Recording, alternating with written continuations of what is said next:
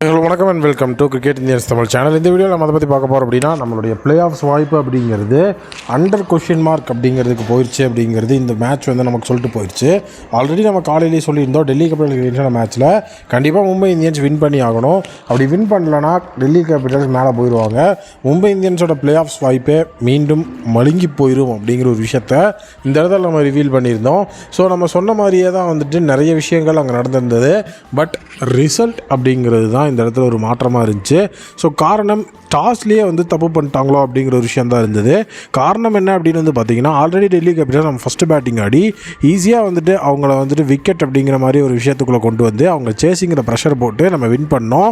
So இந்த இடத்துலையும் அதே பண்ணியிருக்கலாம். ஒரே ஒரு பிளேயருக்காக பயந்து டாஸ் அப்படிங்கிற அந்த ஒரு இடத்துல வந்து பார்த்திங்கன்னா ஸோ நம்ம வந்துட்டு பவுலிங்கை சூஸ் பண்ணோம். காரணம் அதுக்கு வந்துட்டு ஃப்ரேசர் மூகர்பர்க் அப்படிங்கிற ஒருத்தர் மட்டும்தான். ஜேக் ஃப்ரேசர் மெகர்க் அவர் வந்து என்ன பண்ணார் அப்படின்னா ரீசெண்டாக நல்ல ஃபார்மில் பவர் பிளே அடிச்சிட்ருக்காரு. ஸோ சேசிங்கில் அவங்களோட ஃபார்ம் வந்துட்டு ஒரு மிகப்பெரிய லெவலில் அங்கே வந்துடுமோ அப்படிங்கிற ஒரு விஷயத்தில் இப்போ வந்து ஒரு மிகப்பெரிய விஷயத்தை அவங்க பண்ணிட்டாங்க. பவுலிங்கை சூஸ் பண்ணி அவங்கள ஃபஸ்ட் பேட்டிங் வந்து வர சொன்னாங்க. அந்த இடத்துல பிருத்வி ஷாவை ட்ராப் பண்ணியிருந்தாங்க. ஸோ அந்த இடத்துல மும்பைக்கு எட்ஜ் இருந்தது. பட் டாஸில் தவறு தான் நடந்துருச்சு. ஜாக் மூகர்பர்க் பார்த்தீங்கன்னா 27 பாலுக்கு 84 run, 11 boundary, 6 sixer. Abhishek Porel ஓப்பனிங்கில் இறங்கி 36 ரன்கள் அபிஷேக் போரல் அடிச்சிருப்பாரு. ஸோ டோட்டலாக வந்துட்டு மூகர்பர்க் வந்துட்டு சாவ்லாவோட ஓவரில் அவுட் ஆக அபிஷேக் போரலும் நபியோட ஓவரில் அவுட் ஆயிருப்பார். ஸோ அடுத்து ஷாய் ஓப்பன் மட்டும் ஒன்று சேர்ந்து ஸோ அவங்க ஓரளவுக்கு ஒரு ஸ்லோவான இன்னிங்ஸ் ஆடுவாங்கன்னு எதிர்பார்த்தா. பட் அந்த இடத்துல ஷாய் ஹோப் வந்து பார்த்தீங்கன்னா 17 பாலுக்கு 41 அப்படின்னு சொல்லி அவரோட மொமெண்டமை ஷிஃப்ட் பண்ணியிருப்பார். பட் சடனாக வந்து பார்த்தீங்க அப்படின்னா ஒரு மிகப்பெரிய மொமெண்டம் ஷிஃப்ட் மாதிரிலாம் தெரில. ஆரம்பத்துலேருந்து அடின்னு போட்டு அடித்தாங்க. பண்ட்டு மட்டும்தான் வந்துட்டு அங்கே வந்து ஒரு மிகப்பெரிய ஸ்ட்ரைக் ரேட் அப்படிங்கிறது ஆடுவார்னு எதிர்பார்க்கப்பட்டு ஸ்ட்ரைக் ரேட் அப்படிங்கிறதுல வந்து ஒரு 150 ஆடின ஒரு பிளேயர். மற்றவங்க எல்லாருமே மிகப்பெரிய லெவலில் தான் வந்து பெர்ஃபார்ம் பண்ணியிருந்தாங்க.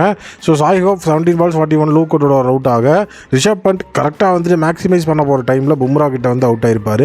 ஸோ அடுத்தது ட்ரிஸ்டன் ஸ்டப்ஸ் 25 பாலுக்கு 48, அக்ஷர் பட்டேல் 6 பால் 11, 257 ரன்கள் நிர்ணயிக்கப்பட்ட 20 ஓவரில் வந்திருக்கும். ஸோ ஆரம்பத்தில் வந்து ஃபஸ்ட் ஓவர்லேருந்தே அடி தான் 3 ஸ்கோர்ஸ் வந்துட்டு அவங்களுக்கு பவர் பிளேக்குள்ளேயே கிடச்சிருக்கும். 258 அப்படிங்கிற ஒரு பெரிய நாக்கை தான் வந்துட்டு சேஸ் பண்ணணும் அப்படிங்கிற ஒரு மிகப்பெரிய விஷயத்தோட ஸோ அந்த இடத்துல வந்து பார்த்தீங்கன்னா நம்மளுடைய மும்பை இந்தியன்ஸ் களமிறங்குவாங்க. இஷான் கிஷான், ரோஹித் சர்மா ஓப்பனிங்கில் வந்து களமிறங்கியிருப்பாங்க. ஸோ ரெண்டு பேருமே பார்த்தீங்கன்னா நல்ல ஒரு பர்ஃபார்மன்ஸை கொடுப்பாங்கன்னு எதிர்பார்த்த நிலையில் 14 பாலுக்கு 20ன்னு சொல்லி முகேஷ் குமாரோட பாலில் இஷான் கிஷான் அவுட் ஆக ஸோ ரோஹித் சர்மா 8 பாலுக்கு 8 ரன்னு கலீலோட ஓவரில் அவுட் ஆயிடுவார்.